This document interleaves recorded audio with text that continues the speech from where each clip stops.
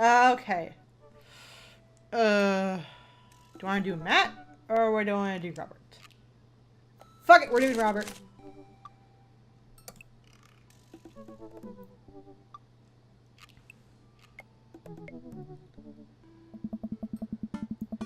I had a lot of fun with Robert the last time we hung out, but I'm beginning to wonder if he's dodging me. I tried messaging him a few times, and Dad Book says he hasn't even read them. I haven't seen him since coming out of that house. Actually, I had to send him one last message, figuring that this will produce the same result. Hey man, don't know where you've been, but we should grab a drink soon. I walk away from my computer because at this point I know he's not going to message me back anytime soon. Yeah. I linger in the kitchen. I'm all caught up on work. The house is relatively clean. Wait, what do I do for my job? We ever discuss that? I don't really remember. Maybe I should do something nice for Amanda. Ah! I'll bake her favorite pie.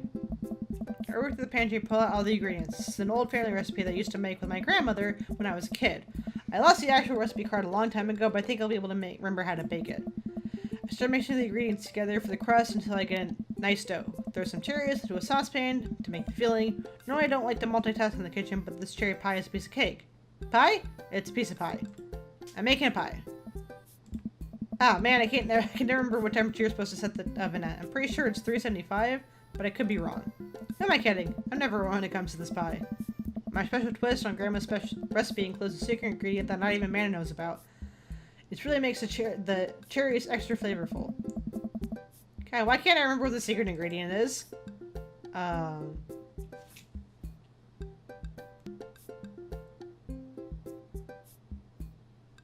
know you add salt to... Sometimes add salt to sugar things is like it enhances it. I think that might be it. I'll do the almond extract. Oh, it's almond extract. Duh. Oops, I accidentally poured a little too much in. Way too much in. I'm sure it's fine. Baking is an art, and some of the most beautiful art is made from mistakes. Okay, well, I'm glad I did the almond extract and not the salt. I finally get the pie in the oven. How long am I supposed to leave it in there? 50 minutes? I'll just wing it. Amanda's gonna be so excited. The kid loves a good pie. I have a seat at the kitchen table and do a word jumble until Amanda comes home. I hear the door slam open. Yo, Pops, what smells like pie in here? It's pie, sweetie. Amanda darts over to the oven and looks inside.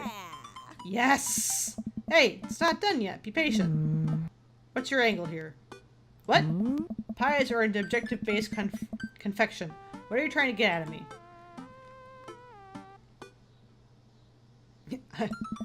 Amanda, I have terrible news for you. I'm actually a pro skater and aspiring astronaut and bank robber. The lifestyle is calling me back and I must go. One last job. You know how it is. The pie was the only way I knew how to tell you. Well, I appreciate the years we spent together, but trade up is a trade up. Remember me when you were kicking your feet up and... Ibiza? What was that place? Thanks for all the pie. We share a cordial handshake. Oh yeah, a few more minutes before taking the pie out of the oven. I set it on the rack to cool and guard it so Amanda doesn't dig into it before it's ready. Huh. What? Does it look kind of weird to you? Oh, that's just me taking artistic license on what a cherry pie means to me emotionally. I'm just saying this because, you know, it seems like you might have baked the pie incorrectly. And you're currently, right now, trying to pass it off as a good thing.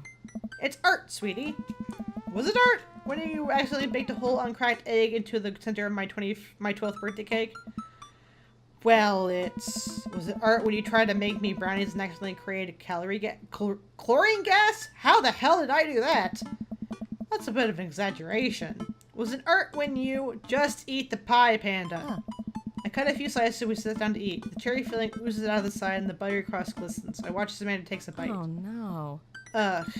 What's wrong? Is it not good? No. Amanda winces and fans in her mouth. No, it's just burned the heck out of the roof of my mouth. This pie is amazing. Sorry for doubting you. Yay! I made a good pie! I breathe a sigh of relief and take a bite. She's right. Pie is pretty incredible, as it always is. I'm really proud of you for making a pie without burning the new house down. I got a few dad tricks up my dad's sleeves. Maybe fathers aren't as bumbling and stupid as the media makes us out to be. Maybe we as a society should have a little more respect for fathers as a whole. Dad, your sleeve's on fire! I ran to the sink and put myself out. Pride will be my undoing. Amanda and I clean up the kitchen and play a little more living room hoops before she retreats to her room and do her homework. I go back to my world jumble. Hey, this one spells cat. The rest of the evening trickles by. We eat dinner. I help Amanda with one of her scholarship applications, and we both start getting ready for bed. I decide to check that book one last time before climbing into bed. Still nothing from Robert. Huh, hope he's okay. I turn out the lights and lie down. Well, now I'm worried. Hey. Oh. Sydney? Hey. Hey, Sydney. Hey, I'm outside. Come outside.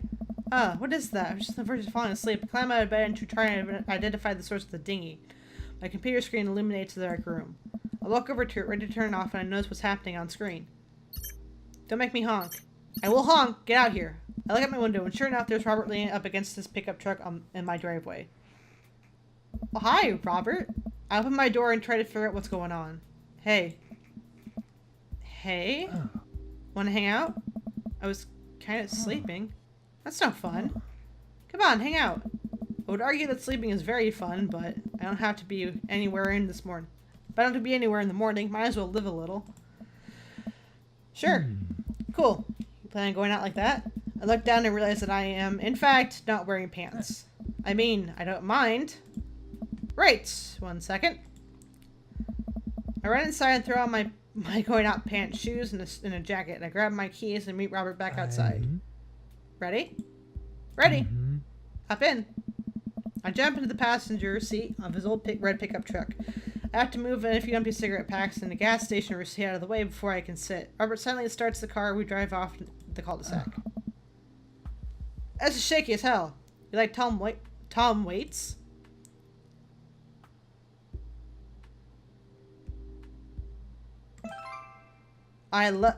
Before I can answer, Robert turns up the radio. Yep, that's Tom Waits, alright.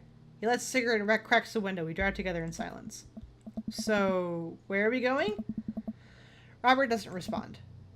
Robert? Oh, I heard you. He still doesn't answer my question. I look out the window and notice that Robert's taking us to the highway. I twiddle my thumbs. Well, whatever I got myself into. Looks like I'm in for the night. I settle into my seat and watch streetlights pass by. I glance over to Robert, who's driving intently. He looks tired, as he always does, but there's something a bit more there that I just can't place. Are you okay? Just peachy. Stop looking so nervous. I'm not nervous. I'm a little nervous. Just hang on. We're almost there. I almost swear I have no idea where we are. I think we're moving at a slight incline, but I'm not so sure. We eventually come to a stop. Robert gets out of the car and I sit for a second, unsure if he wants me to get out. 2. What are you waiting for? I hastily exit the car. Robert sits in the bed of his truck and passes space next to him. Oh, this is so cool. I sit down and take in the view. We're on a hill overlooking the city skyline against the bay. The cool night air rustles some trees near us as lights blink in the distance. Off to the side I can see an entrance to a dense forest. Man, it's also gorgeous. This is where I come to masturbate. Well, that was ruined. What? I'm kidding. What's wrong with you? This is my little spot where I come to think. That's nice. You can see the whole city from up here. Really gives you some perspective. Robert reaches behind him and pulls out something from under his jacket. It glistens in the moon and I suddenly realize what it is. Oh shit, that's a knife. Oh. Please don't stab me. Robert reaches into his pocket and pulls out a small piece of wood. Please don't stab me with that either. Robert takes his knife with the piece of wood and starts carving at it. Oh. I breathe a very audible sigh of relief and Robert looks at me sideways. Did you think I was gonna stab you just now? What? No. Hate to break it to you, but I did, in fact, bring you out here to harvest your organs. Yeah, well, you think you caught me in your trap, but I knew. For years I've been putting the most vile junk food in my body in preparation for this day. Come at me, friend, and reap what you will. 2 steps ahead of you at all times. That's how I operate. Nothing gets past you, huh? Robert reaches into his pocket and pulls out a folding knife that he opens and hands to me. I'm gonna warn you, the last guy I knife fight with lost 3 fingers because he didn't know the 8 basic rules of knife fighting. You're familiar, correct? I honestly can't tell when you're kidding. I'm so many levels irony deep that I forget what humor is. He and I laugh. Have you ever whittled before? Considering I'm not a grandpa? No. What do you mean by that? Well, I just thought that you would have a block of wood shipped to you along with the first social security check. Sydney, I'll have you know that whittling is a time-honored tradition enjoyed by both young and old alike. That you're dismissing it before you even try to speak volumes about your character. However, because I've gotten to know you for some time and have come to think of us as friends, I'm willing to attribute that to ignorance instead of malice. What I'm trying to say is, go get that stick. Robert motions to a good-looking stick on the ground, perfect for potential whittling. I pick it up. The most important thing to remember while whittling is to cut with the grain, not against it. If you cut against the grain, the wood's going to splinter. Isn't the most important thing safety?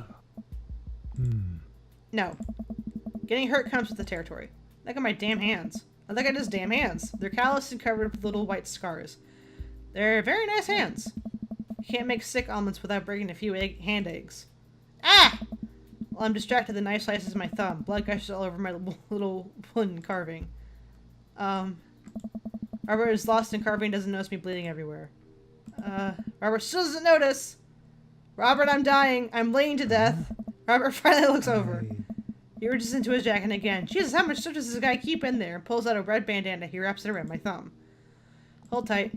He hops out the truck and I can hear him rummaging around in his car. He comes back a moment later with a well-stocked first aid kit. Robert carefully wipes off all the blood off my hand and swipes a bit of antiseptic onto the cut. With surprising gentleness, he places a bit of gauze on the wound and wraps it all up. You okay? Yeah, I'm good. He hands me what's left of the tub of antiseptic. Oh, no. Make sure to keep that cut clean. It's oddly touching and a little sexy. Well. I guess I'm a real whittler now. That you are. Be careful, though. They're attracted to the smell of blood. Wait, what? What's attracted to the smell of blood? Cryptids? Tons of them out there, you know. Cryptids? Like Mothman and stuff? Mothman is bullshit, but yeah, this town's a hotbed for cryptozoological occurrences. You're joking. Oh, how I wish I were. I'm a skeptic myself, or at least I thought I was. There are things in these woods that we can't possibly comprehend. Think about my entire time in the city. Aside from the occasional stray coyote, I don't think it's too bad. You ever hear of the Dover ghost? I don't think so. Well, let me tell you a story. I was out in the woods here on the weekend camping trip with Betsy. You don't know Betsy, but she's a big pit bull. Real intimidating. I feel safe around her. Gotta rearrange myself. My ass is falling asleep. Hold on. Whew. First night goes without incidents. I get some solitude. Betsy gets to pee where she wants. All good stuff. Second day, I get the idea into my head that I keep hiking deeper into the woods. Probably against my better judgment, but hey, we're just having fun camping trip, right? So me and Betsy start marching in the morning. It gets a little late, and we get set up camp, but it's different this night. Real quiet. I can't hear birds, the crickets, squirrels, nothing. Dead silence. Then it happens. I hear the most unholy growl I've ever heard in my life, right outside my tent. Me and Betsy, hang on, we go investigating. We look around the clearing. Nobody's there. But there's this feeling. Not sure if I can quite describe it. I know something is watching us. Betsy, though, she's scared. Never seen her like this. And when she's scared, I know that I should be too. Then I see it in the distance. A man, but if something that didn't know what a man was supposed to look like made it. It just looked wrong. Big, arms too long for its body, black eyes. It just stood there and stared at me. Then it disappeared. I hear one yell from Betsy and turn around and check on her, but she's gone, into thin air. I didn't sleep at all that night in my tent. I don't think I've slept right since. It's terrible. Wow. Robert. Hey. I'm so sorry. They say that if you listen closely on quiet nights just like tonight, you can hear the howl of Dover ghost. A howl resonates through the woods. It doesn't sound like a regular howl. It's so guttural. Even from far away, something about it makes my skin crawl. Okay, Robert. Real funny. I turn to look at Robert. He's white as a sheet. You're messing with me. Right? I was messing with you up until literally just now. I totally made that camping story up. I strain my eyes to scan the forest line, trying to see where the howl originated from. Off in the distance, I see something. It's too far away. I barely can make out the shape. It looks human, but it's dragging something. Do you see that? We should go. Whoa. Robert and I slowly back away and get into the trunk. He turns off his headlights and we make a slow crawl away, back into the road. I'm too scared to look back. What was that? The Dover ghost, I guess. I chuckle nervously. This time he doesn't seem like he's messing with me. Or maybe someone illegally dumping garbage on a wildlife preserve? Yeah, that's the story we'll tell ourselves. We sit in silence for a little while longer, the fear of whatever that was slowly subsiding as we get closer to the city. Thanks for coming out tonight. This was fun. I'm sorry I haven't been in touch. I've just been in a way lately. I had to get out of the house. Had to be around somebody. You doing okay, man? Robert thinks for a second and lights another cigarette. Been doing a lot of thinking. It takes a long drag. As I get older, I feel more and more that I'm just drowning in the sea of regret. I was so busy chasing after these things that I thought would make me happy that I didn't think about anyone else. All I cared about was myself. I don't even think... Robert stops, so I wait for him to finish his thought, but he just stares at the road. Maybe I'm just built like this. Or maybe I do it to myself. Maybe it's like my own choice that I'm as unhappy as I am. I'm trying to think of something to say. I remember all the times in my life when I had been sad, but there's a great many of them. Oh, and there's a great many of them, but there's always a light at the end of the tunnel, something I held on to that kept me going. But there's something so resigned about the way Robert's talking.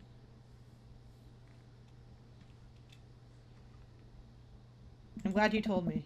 It must have taken you a lot to tell me. It must have taken a lot for you to want to tell someone this. You're a mystery guy, Robert. You don't have to be. Do you ever wish you were a better father? I think about it for a second. All the time. You can read all the parenting books you want, but nothing will ever prepare you for raising a child. There's just so much stuff I regret or wish I could have done better. But I don't have the answers. I don't know if anyone does. It's funny. I look at you in your relationship with your daughter, and it seems perfect. It isn't. At least you're there for her. I stare out the window at the blur of passing trees. I just hope I'm a better father to my kid than my dad was to me. What'd your dad do? It's more about what he didn't do. He was quiet, stoic. I don't think he ever once told me that he loved me. He cared more about his work than he ever did about me or my mom. Oh? Do you hate him? No, I used to, but after I became a parent, I just kind of felt bad for him. He missed out on my whole childhood. When I think about all the happy moments of my life, they're all with Amanda and Alex, and he wasn't there.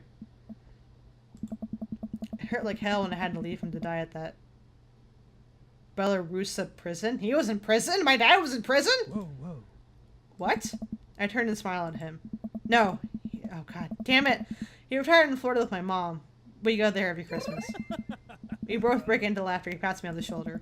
We drive the rest of the way in silence, listening to the radio and watching the bright lights of the city grow bigger. Robert drops me off at my place. I'm about to close the passenger door. I suddenly realized that I realized that I still have Robert's pocket knife in my jacket. I pull it out and offer it back to him. You hold on to that. You never know when you might need it. Night, Robert. Have a safe drive home. Robert smirks and pulls away. He then immediately pulls into his driveway, which is one over from mine. He gets out and waves. I tiptoe into the house, careful not to wake Amanda up. Whoa, where'd you come from? I look around and spot Amanda coming out from the kitchen with a glass of water. I thought you were sleeping. Oh, Robert woke me up to go cryptic hunting. You know the Mothman is bullshit, right? Amanda? Like, you know what? It's fine. I think about the conversation I had with Robert in the car as Amanda starts walking towards her room. Hey, Amanda. She stops. I love you. It's weird to me to say it outright and sincere like that, but I love you too. Night. I chuckled to myself, then finally decided to go to bed. Yay! Day complete!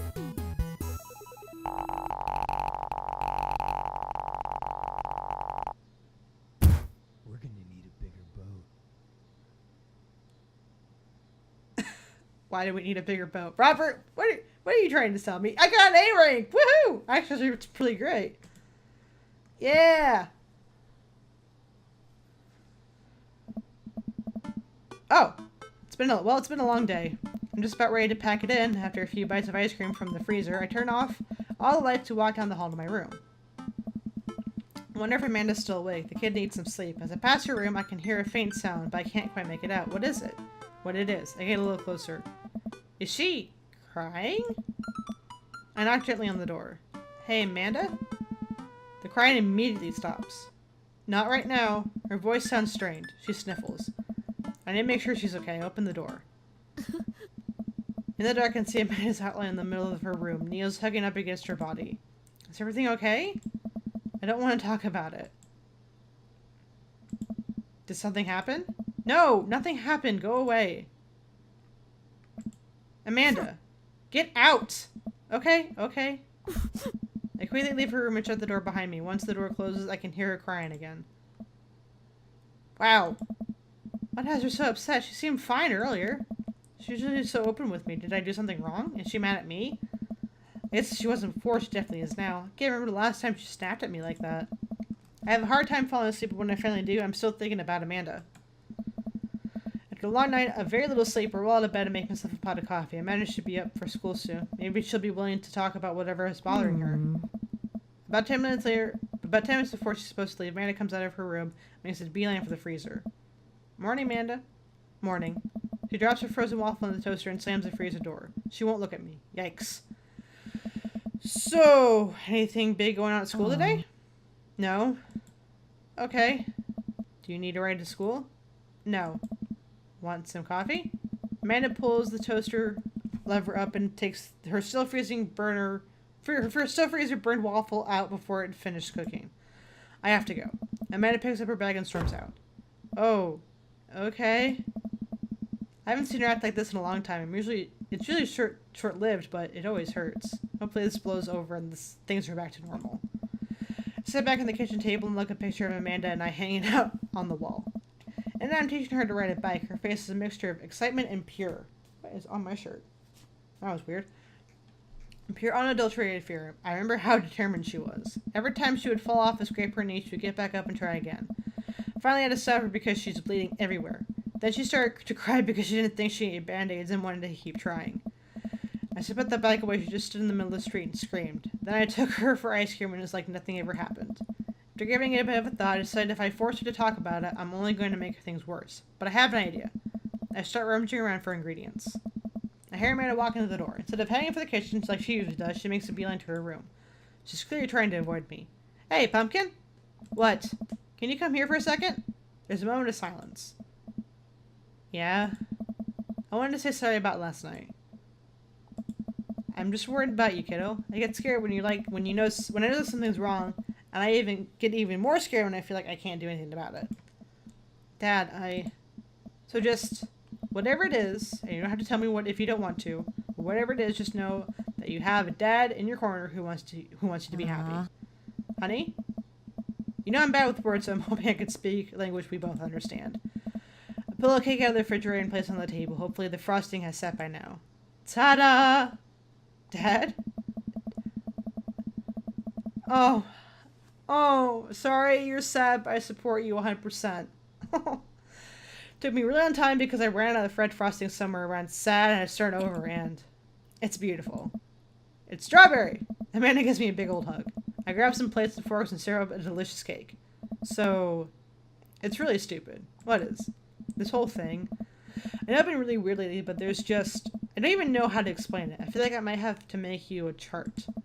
I'm listening. Did you want me to take notes? I guess just start from the top. So, you know how Emma and R is going to that fancy art school in California, right? Emma R. Shit. The one who puked in Dead Gotham Beyond? Dad, that was me! What? I thought you were Emma P. Dad, are you doing okay? I'm getting legit worried. I've been doing a lot of gluing and varnishing in unventilated spaces to carry on. Anyway, ever since she got that acceptance letter, I've been feeling like she's drifting away, you know? And she's been spending a lot more time with Grace and Emma P. I just thought it was all in my head for a while, but then I found out from Rosie M. that both the Emmas, Grace, and Noah all went to a party at Mackenzie F's on the same night. They all told me they were busy studying for the Calc AB final. Oh. Yikes. So, another important piece of information is... God, this is embarrassing. I, have a crush on Noah, and, that's a thing. What? Whoa! I had no idea. I definitely didn't know that. Okay. You're a bad liar. So are you! I learned from the worst. Anyway, so the only person I told about my crush is R, and she promised not to tell anyone. I didn't confront them about the party thing because I didn't want to start drama, so I just kept quiet and kept going about my business. Amanda sighs. Oh god. This is going to turn out bad, I can already tell. And then one day I invited everybody out to grab nachos at the mall, and after not texting me back for like 2 hours, even though none of them ever put their phones down for more than 60 seconds, they all say they're busy, like, simultaneously. So I tell them, never mind, I'll just eat nachos at home, right? We were out of chips, and I really, really wanted nachos. Totally understandable. So I go to the mall anyway. I get to the food court, and who do I see there but Grace, Emma P, Emma R, and Noah, all hanging out together and eating nachos. Without me! What? So it gets better. I'm standing by the escalators, watching them, and I realize that Noah has his arm around Emma R, which is kind of weird, right? But then they kiss. Oh, saw that coming a mile away. No. Yes, I know. I storm over there, and I'm like, hey! And Grace drops nachos on her shirt because of course she does, and Emma R just, like, glares at me. Grace? Grace. Nothing's coming up. I don't know who that is. Grace is the gossipy one? I know! Grace is the one nobody really likes, or I guess that's me now. But anyway, no one will say anything. I'm just like, you guys suck, which I realize is not the most eloquent thing to say, but I was very angry and really embarrassed. I just wanted to get out of there. So I left, without nachos, I might add, with only further contributed to this shitty day, and immediately drafted a super long text to the group chat asking them what they've been doing so weird. And wrote another one to M&R asking how long the Noah thing's been going on, and sorry, no, this is a lot. You still following? What did MR say? Oh, okay. Get a load of this. MR says, you know what? Let me just read it to you. Amanda pulls out her phone and reads, word for word, the arduously long string of text messages. Can you believe that? I cannot believe that. I care so much about Amanda's social life and mental well-being but man, I do not understand what she's talking about. This is beyond me, but I'm going to try my hardest to be supportive. They were dating in secret for like months. So I told her that she's being really terrible friends, and she's like, well, if you think I'm so terrible, then just stop being my friend. I was like, okay. And then she left me on Reddit. And then she left me on Read, and then, wait, left me on Read? What's that? Oh, like, she saw my message and didn't reply. I know because there are red receipts. I don't know what red receipts are, but I'm going to nod and pretend I understand. Gotcha. So while this is all happening, I'm talking to Emma P about how mad I am because she needs to at least be kind of responsible, and I'm venting to her about how pissed I am at everything and stuff. And then out of nowhere, Noah texts me and is like, hey, could you say... How could you say that about me? And I'm like, say what about you? And he tells me about that Emma P sent screenshots of everything I told her about the group chat that I got kicked out of. Alright, I think you asked me about screenshots. This definitely sounds bad. There's so much more, but honestly, it's all just really stupid teenager stuff. The bottom line is that everyone's dropped me. Half my grade hates me, and now I have no friends. Amanda, I am so sorry. I almost expected it from everybody else, but Emma R has been there since Mom died. I can't believe she would just stab me in the back like that. I'm not even that mad that she's dating Noah. I'm just upset that she lied to me about it for so long. Amanda stabs the remnants of her cake. Okay, I take it back. I'm kind of mad she's dating Noah. Like, what did I do wrong? Why did everyone suddenly decide I'm not cool anymore? Why wasn't I enough? I don't understand. As mad as I am at everyone else, like, I miss them, Dad. Amanda looks so dejected I can't take it anymore. What could I possibly say to help? Anyways, that's it. That's the whole sordid tale. Thanks for listening. Tune in next week for more hot gossip. Wow. I know, it's pretty dumb. It's not dumb. No, it's a stupid thing to get upset over. Amanda, your feelings are real. Don't ever be mad at yourself for having feelings. I guess. Unless you've secretly been a robot who's been approximating human feelings this whole time. Dad, if I was a robot, I would have transformed into a monster truck a long, long time ago. But seriously, I know you probably don't want advice, but I feel like it's my dad duty as a dad to bestow upon you a few nuggets of fatherly wisdom.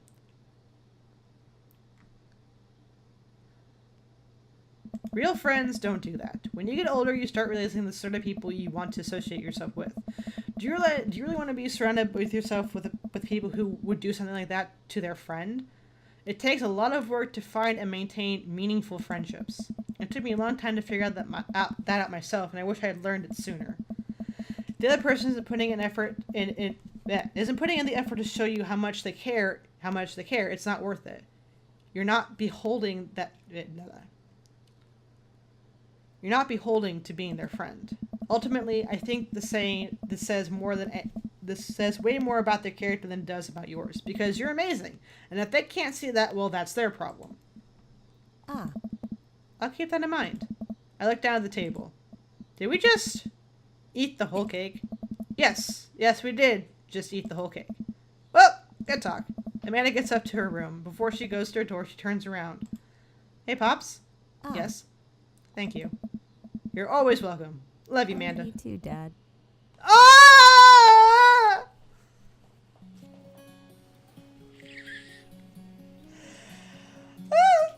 Okay, I'm fine.